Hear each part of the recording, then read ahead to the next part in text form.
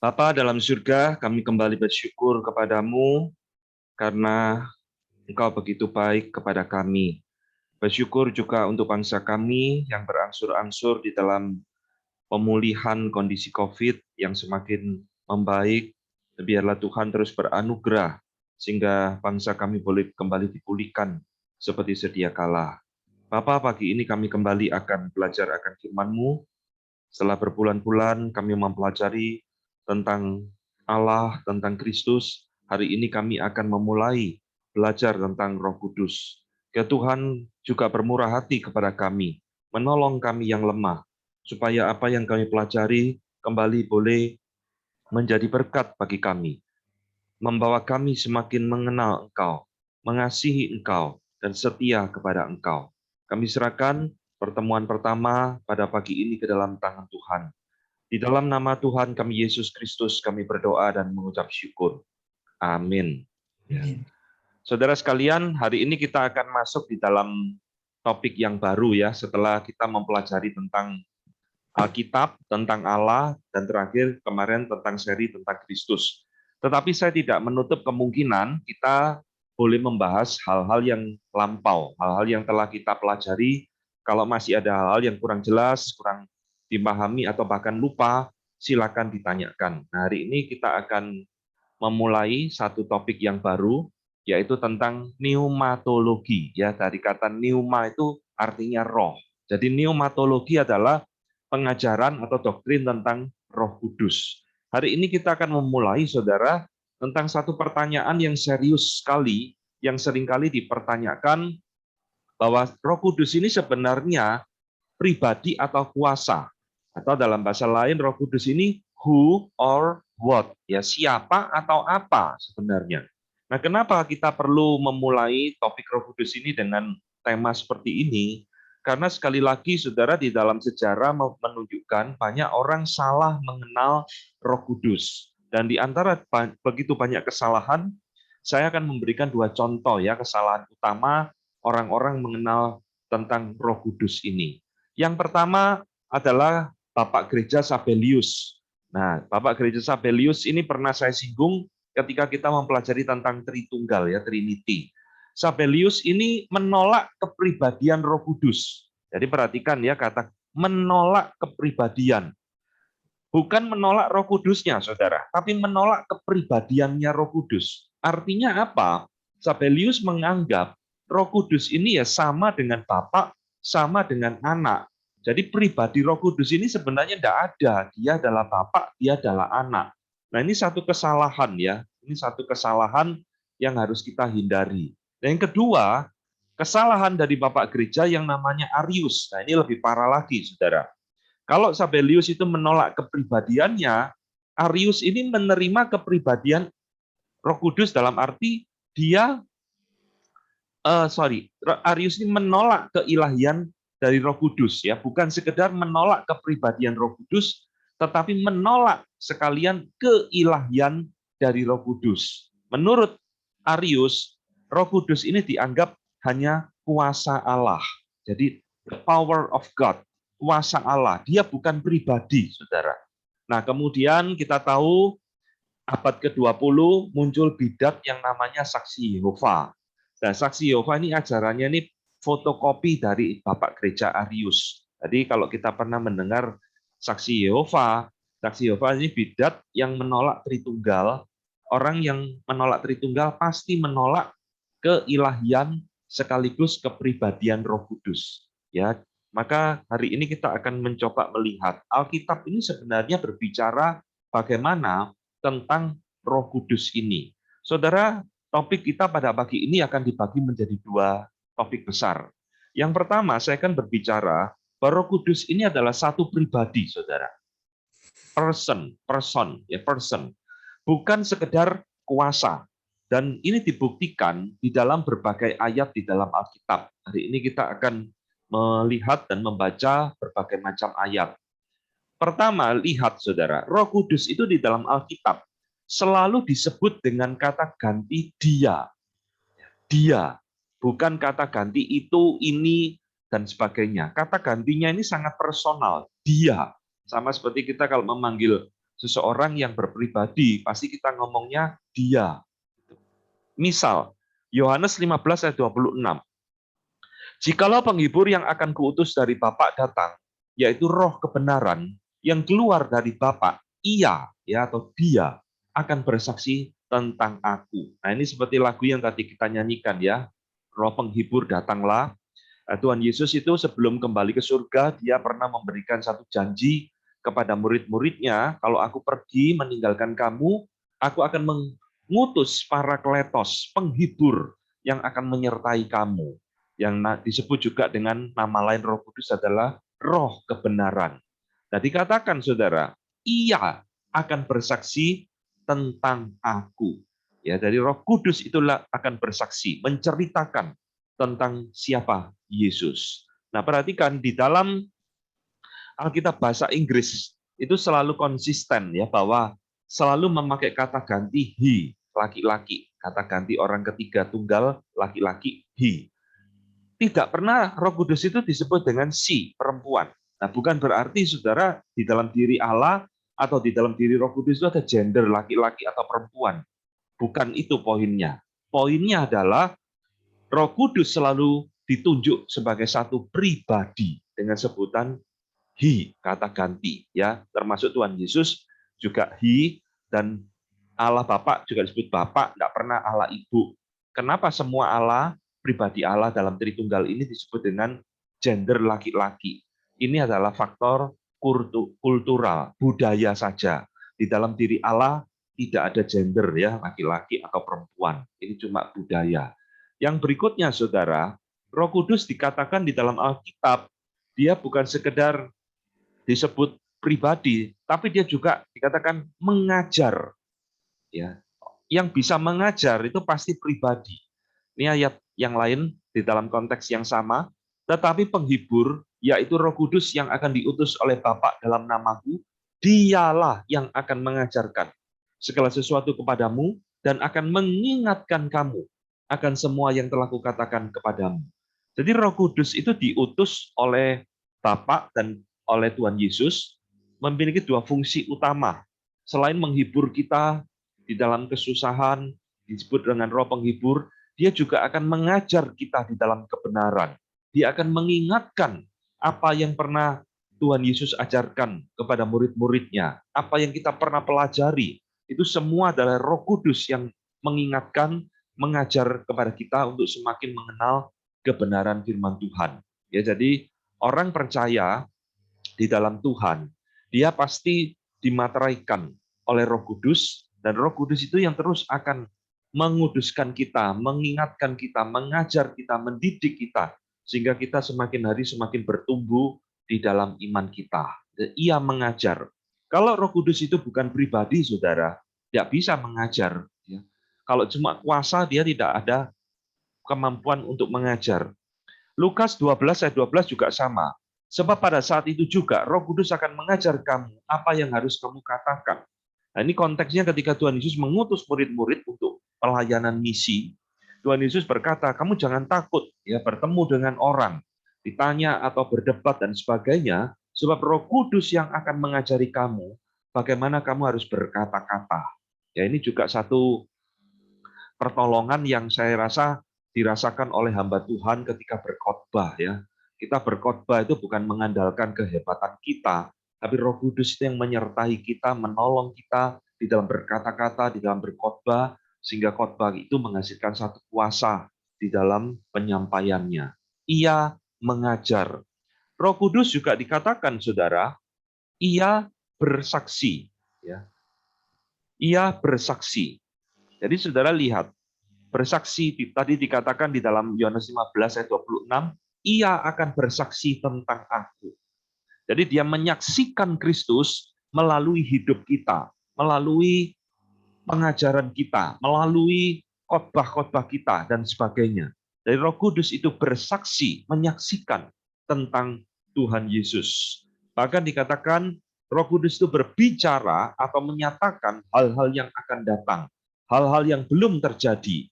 Misal, 1 Timotius 4 ayat 1, tetapi Roh dengan tegas mengatakan bahwa di waktu-waktu kemudian ada orang yang murtad, lalu mengikut roh-roh penyesat dan ajaran-ajaran setan-setan. Ya, roh dengan tegas mengatakan. Ini berbicara tentang nubuat.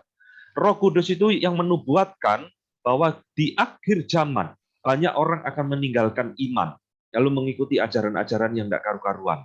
Nah, saudara, dengan konteks yang sama ini nanti minggu depan kita akan belajar ya bahwa Roh Kudus itu juga memberikan karunia bernubuat kepada gerejanya sehingga bisa melihat atau bisa bernubuat tentang masa depan, hal-hal yang akan terjadi di dalam sejarah manusia di masa yang akan datang. Jadi ia menyatakan hal-hal yang akan datang. Berikutnya dikatakan juga Roh Kudus itu menyelidiki, discerning. 1 Korintus 2 ayat 10, karena kepada kita Allah telah menyatakannya oleh Roh, sebab Roh menyelidiki segala sesuatu, bahkan hal yang tersembunyi dalam diri Allah. Jadi Roh Kudus itu satu pribadi dari Tritunggal yang menyelidiki segala sesuatu termasuk hal-hal yang tersembunyi di dalam diri Allah. Ya, jadi kata menyelidiki di sini bukan berarti Roh Kudus itu awalnya tidak tahu lalu menyelidiki lalu tahu, bukan. Ya, tetapi menyelidiki di sini adalah memakai kata discerning, mencermati. Kemudian dia memberitahukan kepada kita tentang Allah, tentang kebenaran, tentang masa depan dan sebagainya, ya. Jadi Roh Kudus ini memiliki sifat menyelidiki dan mengetahui segala sesuatu. Nah, berikutnya Saudara, yang jelas juga dikatakan di dalam Alkitab, Roh Kudus ini bukan kuasa, sebab dia dapat memerintah, bahkan dia dapat mengutus. Misal, Kisah Rasul 13 ayat kedua dikatakan, pada suatu hari ketika mereka beribadah kepada Tuhan dan berpuasa, berkatalah Roh Kudus, khususkanlah Barnabas dan Saulus bagiku untuk tugas yang telah kutentukan bagi mereka. Ya saudara, ayat ini jelas sekali. Roh Kudus itu bisa berkata-kata, bahkan dia bisa membuat keputusan, dia mengutus Barnabas dan Paulus untuk satu pelayanan misi. Ini yang memerintahkan adalah Roh Kudus sendiri. Ya, jadi ini Roh Kudus adalah satu pribadi ya, bukan satu kuasa. Maka dari itu Saudara, kita pertama harus tahu bahwa Roh Kudus itu adalah satu pribadi, person. Dipertegas lagi misalkan Kisah Rasul 20 ayat 28. Karena itu jagalah dirimu dan jagalah seluruh kawanan, karena kamulah yang ditetapkan Roh Kudus menjadi penilik untuk menggembalakan jemaat Allah yang diperolehnya dengan darah anaknya sendiri. Ya, jadi ini berbicara tentang jabatan-jabatan di dalam gereja. Kamu sendiri yang ditetapkan Roh Kudus menjadi penilik jemaat, penatua jemaat. Jadi saudara lihat kehidupan bergereja sekarang, para penatua, para diaken atau istilah lain majelis dan sebagainya, itu adalah di dalam penetapan Allah Roh Kudus di dalam relasinya dengan gereja. Dia yang memilih, dia yang menetapkan orang-orang untuk menjadi pelayan-pelayan di dalam sebuah gereja, ya, ditetapkan oleh Roh Kudus. Nah, jadi kita tahu Saudara, dia adalah satu pribadi. Berikutnya, dia membuat keputusan. Nah, ini ya, Kisah Rasul 15:28. Sebab adalah keputusan Roh Kudus dan keputusan kami, supaya kamu jangan ditangguhkan lebih banyak beban daripada yang perlu ini. Keputusan Roh Kudus. Jadi Roh Kudus itu bisa membuat satu keputusan di dalam kehidupan pribadi, tadi mengutus, menetapkan, dan dia membuat decision. Ya, ini menunjukkan sekali lagi dia adalah sebuah pribadi atau seorang pribadi. Nah, kita masuk di dalam section yang kedua, Bapak Ibu sekalian. Di dalam section kedua ini kita akan melihat bahwa Roh Kudus ini ternyata bukan sekedar pribadi biasa, tetapi dia adalah pribadi Allah itu sendiri. Nah, ini juga dibuktikan melalui banyak ayat di dalam Alkitab. Kita masuk lebih dalam lagi ya sekarang. Jadi Roh Kudus bukan satu kuasa, bukan juga sekedar pribadi biasa seperti kita biasa manusia. Kita manusia ini pribadi yang bisa membuat keputusan, bisa mengajar, bisa mengutus, dan sebagainya seperti tadi. Tetapi ada hal-hal yang dikerjakan oleh Roh Kudus yang tidak bisa kita kerjakan, saudara. Dan ini menunjuk kembali kepada pribadi Allah itu sendiri. Ya, beberapa minggu yang lalu kita telah melihat pribadi Kristus juga unik. Kristus melakukan hal-hal yang dilakukan Allah, sehingga kita tidak bisa menyangkal bahwa dia adalah pribadi Allah itu sendiri. Nah, inilah juga yang terjadi dengan Roh Kudus. Alkitab mengatakan, Roh Kudus itu adalah pencipta. Ya, pencipta. Misal, Kejadian 1 ayat kedua. Bumi belum berbentuk dan kosong, gelap gulita menutupi samudra raya, dan Roh Allah melayang-layang di atas permukaan air. Saudara, di dalam Perjanjian Lama, ya, Roh Kudus itu nyaris tidak pernah disebut dengan istilah Roh Kudus. Itu hanya muncul kira-kira 2 kali, satu di Mazmur, satu di Yesaya. Istilah Roh Kudus itu muncul. Tetapi di dalam PL, Roh Kudus itu sering disebut dengan istilah Roh Allah. Karena di dalam peristiwa penciptaan, yang mencipta alam semesta, bumi dan segala isinya termasuk manusia, itu bukan hanya Allah Bapa. Kita dulu sekolah minggu seringkali diajar terus-menerus Allah Bapa yang menciptakan, lalu Allah Anak dan Allah Roh Kudus tidak pernah disebut, sehingga seolah-olah Allah Anak dan Allah Roh Kudus ini nganggur-nganggur ya. Allah Bapa yang mencipta, lalu pribadi Anak, pribadi Roh Kudus diam aja, pasif. Tidak. Alkitab mengatakan justru ketiganya ini terlibat. Ketika kita berbicara tentang Kristus, saya juga sudah menunjukkan Kristus itu juga terlibat di dalam penciptaan. Nah, ketika kita bicara Roh Kudus juga sama. Dia terlibat aktif sebagai satu pribadi yang ikut menciptakan alam semesta ini. Ya, Roh Allah melayang-layang di atas permukaan air. Nah, bukan saja dia mencipta hal-hal yang bersifat materi, bumi dan segala isinya, dia juga melakukan satu karya yang bersifat ilahi. Misal, saudara, Alkitab dengan jelas mengatakan, dia adalah roh yang melahirbarukan orang berdosa. Ya. Jadi nanti poin ini tentang kelahiran baru, born again ini akan saya bahas lebih detail di dalam pengajaran tentang keselamatan. Tetapi hari ini kita harus tahu, yang melahirbarukan orang berdosa itu siapa? Nah, lahir baru itu artinya adalah orang yang mati rohani, orang yang tidak mengenal Tuhan, orang yang membenci kebenaran, orang yang tidak ada satu passion untuk kebenaran, ya, dia tiba-tiba kok bisa berubah, mulai rindu mencari Tuhan, mulai ada satu kehidupan secara rohani dan sebagainya. Siapa yang membawa perubahan dari mati rohani kepada hidup rohani ini? Tidak lain, tidak bukan adalah Roh Kudus. Orang itu tidak mungkin bisa tiba-tiba hidup rohani dari dirinya sendiri. Inilah perkataan Tuhan Yesus, saudara, kepada Nikodemus. Ya, Tuhan Yesus berkata, Aku berkata kepadamu, sesungguhnya jika seorang tidak dilahirkan dari air dan roh, ia tidak dapat masuk ke dalam kerajaan Allah. Ya, nah ini bicara tentang kelahiran baru kembali.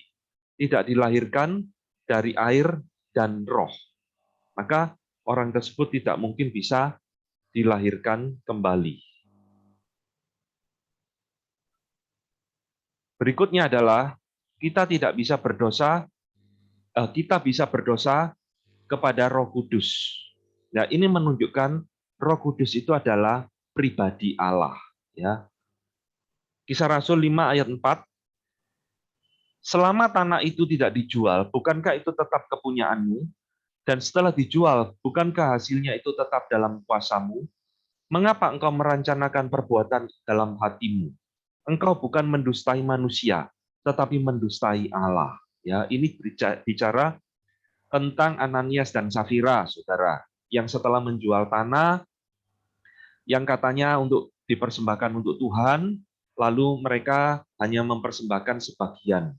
Lalu Petrus yang berkata seperti ini, ya, engkau bukan mendustai manusia, tetapi engkau mendustai Allah. Jadi di sini jelas sekali Roh Kudus itu oleh Petrus disamakan dengan pribadi Allah itu sendiri. Efesus 4 ayat 30 juga sama. Dan janganlah kamu mendukakan Roh Kudus Allah yang telah memateraikan kamu menjelang hari penyelamatan. Jadi Roh Kudus ini bisa didukakan, saudara. Sama seperti kalau kita mendukakan orang lain, ya. Nah, Roh Kudus ini bisa didukakan, bisa kita buat hatinya sedih, berduka, ketika kita tidak taat, ketika kita melanggar firman Tuhan dan sebagainya. Itu disebut dengan mendukakan Roh Kudus, ya. Nah, ini menunjukkan Roh Kudus itu adalah satu pribadi Allah, Roh Kudus Allah. Matius 12 ayat 31. Sebab itu aku berkata kepadamu, segala dosa dan hujat manusia akan diampuni, tetapi hujat terhadap Roh Kudus tidak akan diampuni. Jadi saudara lihat, Tuhan Yesus ya, di dalam masa inkarnasinya, dia mengatakan satu kalimat yang agak membingungkan seperti ini, saudara. Segala dosa dan hujat manusia akan diampuni. Maksudnya hujat terhadap manusia. Tetapi penghujatan terhadap Roh Kudus tidak akan diampuni.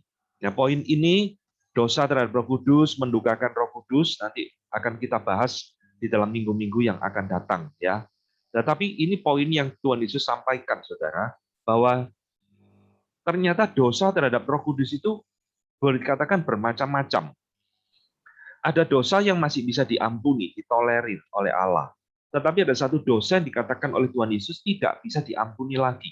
Unforgivable, yaitu dosa menghujat, blasphemy, ya, blasphemy terhadap Roh Kudus. Nanti akan saya jelaskan di dalam konteks apa, situasi apa Tuhan Yesus mengatakan kalimat seperti ini dan apa arti dosa menghujat Roh Kudus ini.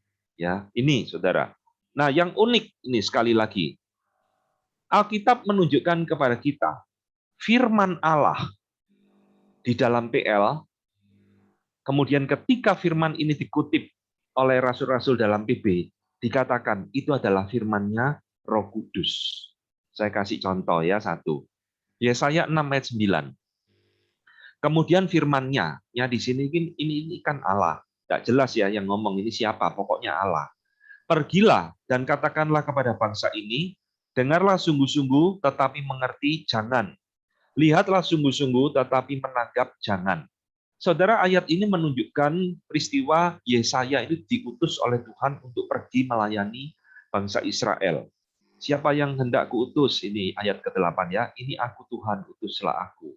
Lalu Tuhan ngomong, kamu akan pergi kepada bangsa ini, bangsa Israel, bangsa yang tegar tengkuk, bangsa yang bebal. Mereka mendengar tapi nggak akan ngerti. Mereka akan melihat tapi tidak akan menanggap. Ya, itu konteksnya, saudara. Sekarang perhatikan, Bapak Ibu sekalian. Di dalam Kisah Rasul 28 ayat 25 sampai 26, ayat ini dikutip oleh Paulus. Maka bubarlah pertemuan itu dengan tidak ada kesesuaian di antara mereka. Tetapi Paulus masih mengatakan perkataan yang satu ini. Tepatlah firman yang disampaikan Roh Kudus kepada nenek moyang kita dengan perantaraan Nabi Yesaya. Pergilah kepada bangsa ini dan katakanlah, kamu akan mendengar dan mendengar, namun tidak mengerti. Kamu akan melihat dan melihat, namun tidak menanggap. Nanti ya, saudara ya. Tadi di dalam Yesaya 6 dikatakan berfirmanlah Allah. Ya, tapi Allah yang mana? Allah Bapa, Allah Anak, atau Allah Roh Kudus? Tidak terlalu jelas. Paulus menjelaskan di dalam Kisah Rasul 28. Firman yang disampaikan Roh Kudus. Berarti saudara, Roh Kudus ini bukan sekedar pribadi biasa. Ia adalah Allah, pribadi ketiga dari Tritunggal yang sudah berfirman, menyampaikan firman Allah yang tadi dikatakan menyelidiki rahasia-rahasia di dalam diri Allah. Itu yang disampaikan kepada nabi-nabi di dalam Perjanjian Lama. Ya, jadi ingat, ketika kita berbicara Perjanjian Lama, jangan terus berkonotasi yang berfirman Allah Bapa terus, lalu Allah Anak dan Allah Roh Kudusnya nganggur lagi. Enggak, saudara. Di situ Roh Kudus juga berperan, berfirman, menyampaikan firman kepada para nabi. Ya, nah ini menunjukkan Roh Kudus bukan pribadi biasa, dia adalah Allah itu sendiri. Nah, berikutnya di dalam Alkitab berulang kali, saudara, Roh Kudus ini disetarakan dengan Bapa dan Anak. Nah, kata disetarakan ini bukan berarti disamakan ya, bukan berarti Roh Kudus itu dan Bapak dan Anak sama, bukan. Disetarakan itu disejajarkan. Misal, nah ini di dalam kalimat baptisan yang terkenal. Karena itu pergilah, jadikanlah semua bangsa muridku, dan baptislah mereka dalam nama Bapa, Anak, dan Roh Kudus. Siapapun orang Kristen, saudara, kalau dibaptis, selalu dalam nama Bapa, Anak, dan Roh Kudus. Tidak pernah Bapa, Anak, tok, lalu Roh Kudusnya tidak disebut. Tidak ada. Ya, ini selalu menjadi formula baptisan. Kenapa kok tiga-tiganya disebut? Karena tiga-tiganya adalah tiga pribadi di dalam Allah Tritunggal yang setara. Tidak ada yang lebih tinggi, tidak ada yang lebih rendah. Setara, sejajar. Ini menunjukkan Roh Kudus adalah bagian dari Allah Tritunggal itu sendiri. Dia bukan sekedar pribadi biasa. Dia bukan sekedar kuasa. 2 Korintus 13 ayat 14. Kasih karunia Tuhan Yesus Kristus dan kasih Allah dan persekutuan Roh Kudus menyertai kamu sekalian. Ya, jadi di dalam kalimat ini, saudara, ini biasa disebut dengan istilah benediction, ya, kalimat berkat. Paulus kadang-kadang itu menyebut tidak urut Bapa, Anak, dan Roh Kudus. Kadang-kadang disebut Tuhan Yesus dulu, lalu Allah Bapa dan Roh Kudus. Tetapi intinya di dalam ayat ini, saudara, Roh Kudus itu disebut bersamaan dengan Tuhan Yesus dengan Allah Bapa. Berarti ini menunjukkan kesejajaran, kesetaraan Roh Kudus dengan Bapa dan Anak. Berarti Roh Kudus adalah pribadi Allah itu sendiri. Nah, ini yang unik. Di dalam kesejajaran Roh Kudus dengan Bapa dan Anak, Tuhan Yesus pernah mengatakan satu kalimat yang unik. Tadi kita sudah baca, ini diulang lagi di dalam Yohanes 14 ayat 16. Aku akan minta kepada Bapa, dan Ia akan memberikan kepadamu seorang penolong yang lain, supaya Ia menyertai kamu selama-lamanya. Ya, jadi saudara, Yohanes 14 ini unik. Tuhan Yesus terus berbicara tentang Roh Kudus. Ia akan menghibur kamu, Ia akan bersaksi tentang aku, Ia akan mengajar kamu, Ia akan mengingatkan kamu. Dan di dalam bagian ini Tuhan Yesus memberikan pekerjaan Roh Kudus yang lain lagi.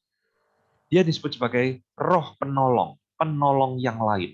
Dan dia akan menyertai kamu sampai selama-lamanya. Jadi orang percaya di dalam Tuhan, tadi dikatakan dia akan dimateraikan oleh Roh Kudus, dan roh itu akan tinggal tetap di dalam diri orang tersebut sebagai materai selama-lamanya. Jadi Roh Kudus itu milik orang percaya selama-lamanya sampai di dalam kekekalan. Jadi bukan Roh Kudusnya keluar masuk. Ya, kalau kita berdosa Roh Kudusnya keluar. Nah, kalau Roh Kudusnya keluar, siapa yang mengingatkan kita akan dosa kita, saudara? Justru Roh Kudus itu diberikan kepada kita untuk mengingatkan kita, untuk menolong kita, menyertai kita di dalam perjalanan hidup kita. Nah, yang unik, saudara, dari kalimat ini, perhatikan. Ketika Tuhan Yesus berkata, seorang penolong yang lain, nah ini ya, kata yang lain di sini, di dalam bahasa aslinya, kalimat bahasa Yunaninya, itu memakai kata alos, yang berarti berbeda, tetapi memiliki kualitas yang sama. Jadi Tuhan Yesus ngomong, aku akan pergi loh meninggalkan kamu. Tapi kamu jangan khawatir, jangan takut. Aku akan meminta kepada Bapa, dia akan mengutus penolong yang lain. Artinya, saudara, penolong yang lain ini berbeda dengan aku. Dia bukan aku. Tapi jangan khawatir, kualitasnya sama. Tuh ya, alos. Nah, kita jarang tidak familiar mendengar kata alos, tapi saya yakin kita familiar mendengar kata heteros. Dari kata heteros itu muncul heterogen, ya, artinya bermacam-macam. Nah, heteros itu kebalikan dari alos, saudara. Heteros itu artinya berbeda, tapi kualitasnya juga berbeda. Maka kita muncul kata heterogen, masyarakat yang heterogen, ya, masyarakat yang bermacam-macam, tapi kualitasnya juga berbeda-beda. Nah, di dalam Alkitab itu tidak memakai kata heteros, tapi memakai kata allos. Beda, tapi kualitasnya sama. Sama seperti misalkan anak kita kehilangan barang, ya, kehilangan barang sesuatu yang berharga. Lalu papanya ganti, ini saya ganti barang yang lain, fungsinya sama, ya, kualitasnya juga sama, tidak kalah dengan yang dulu. Nah itu allos, saudara. Maka saudara lihat, Roh Kudus itu sejajar dengan Allah Bapa, sejajar dengan Allah Anak. Dia tidak lebih rendah, saudara. Dia adalah pribadi yang sama, seperti Bapa dan Anak, bagian dari Allah Tritunggal. Ya, ini kalimat yang penting sekali. Selanjutnya Alkitab menunjukkan kepada kita, Roh Kudus itu disebut juga atau memiliki sifat maha hadir. Misal, Mazmur 139 dikatakan, "Kemana aku dapat pergi menjauhi roh-Mu? Kemana aku dapat lari dari hadapan-Mu? Jika aku mendaki ke langit, Engkau di sana. Jika aku menaruh tempat tidurku di dunia orang mati, di situ pun Engkau." Ya, jadi saudara, ini bicara tentang kemahahadiran, omnipresence daripada Allah Roh Kudus.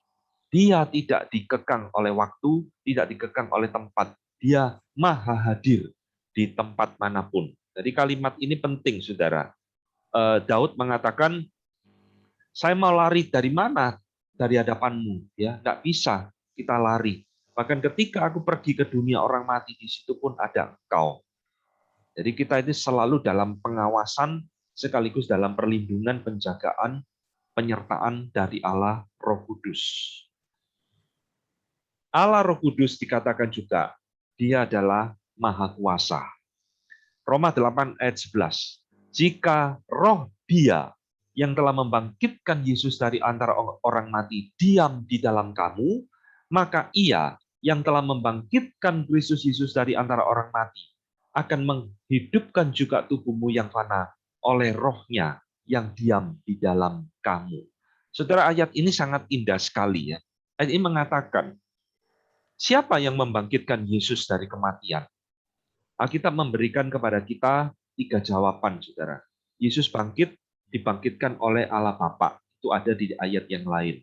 Tuhan Yesus bangkit juga dari kuasanya sendiri. Tuhan Yesus pernah ngomong, aku memberikan nyawaku, aku juga akan mengambilnya kembali. Ya, berarti dia bangkit dengan kuasanya sendiri.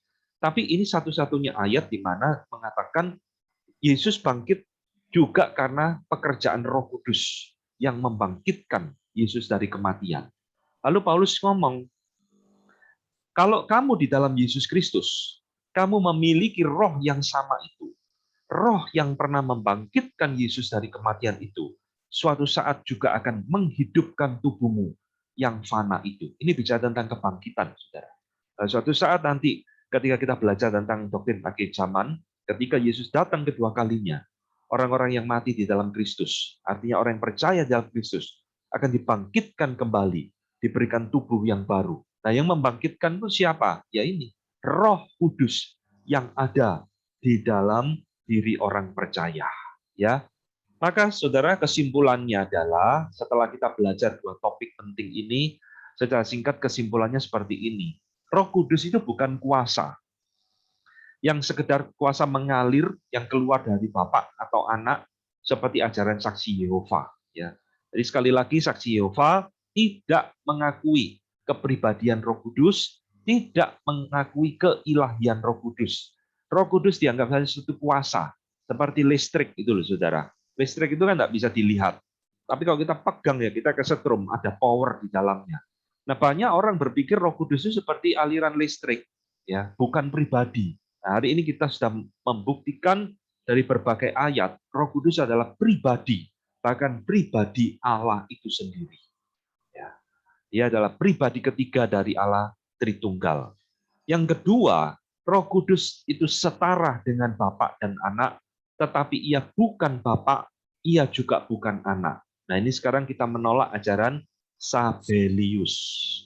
Jadi, kalau kita masih lupa, kita boleh melihat materi yang pernah saya sampaikan di dalam doktrin Tritunggal. Ya, itu mirip dengan topik yang kita bahas di dalam kesimpulan ini.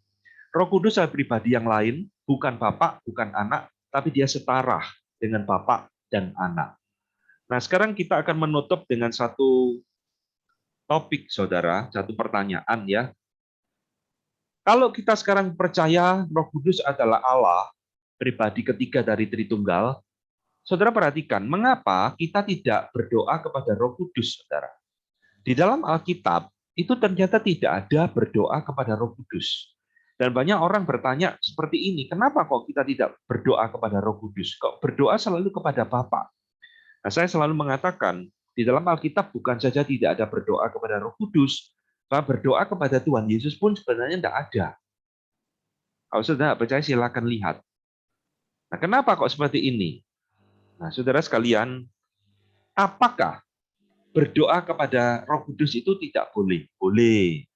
Apakah berdoa kepada Tuhan Yesus salah? Enggak salah. Kok boleh dan tidak salah? Sebab Tuhan Yesus dan Roh Kudus adalah Allah. Kalau itu pribadi Allah, jelas kita boleh berdoa kepada pribadi tersebut. Tapi kembali ke pertanyaan kita, loh kok di Alkitab tidak ada ya berdoa kepada Tuhan Yesus dan juga tidak ada berdoa kepada Roh Kudus. Kenapa, saudara? Ini ya, di dalam relasinya dengan manusia, Allah Tritunggal itu kan berelasi dengan manusia. Masing-masing pribadinya tersebut itu ada peran masing-masing, saudara, yang tidak boleh kita tukar-menukar, termasuk di dalam hal berdoa. Contoh, saudara, kita percaya Allah Bapa itu yang memilih kita sebelum dunia dijadikan. Lalu Allah Anak itu yang mati di atas kayu salib bagi kita, ya. Lalu Roh Kudus itu yang melahirbarukan kita. Ini peran masing-masing dari pribadi Tritunggal. Kita tidak boleh bolak-balik. Bosen masa terus Tuhan Yesus yang mati buat kita. Saya mau ciptakan hal yang baru, Allah Bapa yang disalib. Loh, ngaco, saudara. Allah Bapa tidak pernah disalib. Atau kita bosen, Roh Kudus saja yang disalib. Tidak ada, saudara. Masing-masing itu ada perannya masing-masing yang memang sudah di dalam diri Allah Tritunggal itu mereka berbagi tugas istilahnya. Tidak boleh ditukar-tukar, termasuk di dalam hal berdoa. Nah, ketika kita berbicara tentang hal ini, saudara, Alkitab mengatakan prinsip seperti ini. Doa itu selalu ditujukan kepada Bapa. Yang kita bawa dalam nama Tuhan Yesus, ini sudah pernah saya ajarkan ya. Kenapa kok kita berdoa selalu diakhiri dalam nama Tuhan Yesus? Kan Tuhan Yesus adalah mediator kita. Dia membawa doa kita kepada Bapa. Nah, sekarang perannya Roh Kudus di mana?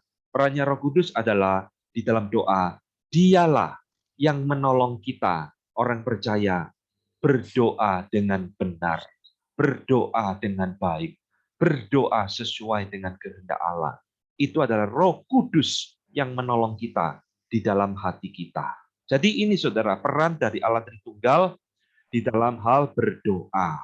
Ya, nah, saya harap kita sekarang mulai memahami ayat yang paling jelas, misalkan seperti ini, saudara. Roma 8 ayat 26. Demikian juga Roh membantu kita dalam kelemahan kita. Sebab kita tidak tahu bagaimana sebenarnya harus berdoa, tetapi Roh sendiri berdoa untuk kita di hadapan Allah dengan keluhan-keluhan yang tak terucapkan. Jadi Roh Kudus itu kadang-kadang menolong kita berdoa. Bahkan kita sendiri tidak tahu bagaimana harus berdoa. Ya, di dalam satu pergumulan yang berat, kita sendiri tidak tahu bagaimana memulainya, mau ngomong apa, pergumulan terlalu berat. Ayat ini sangat indah. Roh Kudus yang ada di dalam diri kita itu berdoa bagi kita. Roh Kudus itu juga yang menolong kita berdoa kepada Allah dengan baik dan benar. Ya, jadi inilah sebabnya, saudara, di dalam Alkitab selalu memiliki pola berdoa itu kepada Allah Bapa di dalam nama Tuhan Yesus dengan pertolongan Allah Roh Kudus. Maka Tuhan Yesus ketika ditanya murid-muridnya, Guru, ajarilah kami berdoa. Tuhan Yesus di dalam Matius 6 mengatakan, berdoalah demikian, Bapa kami yang di surga.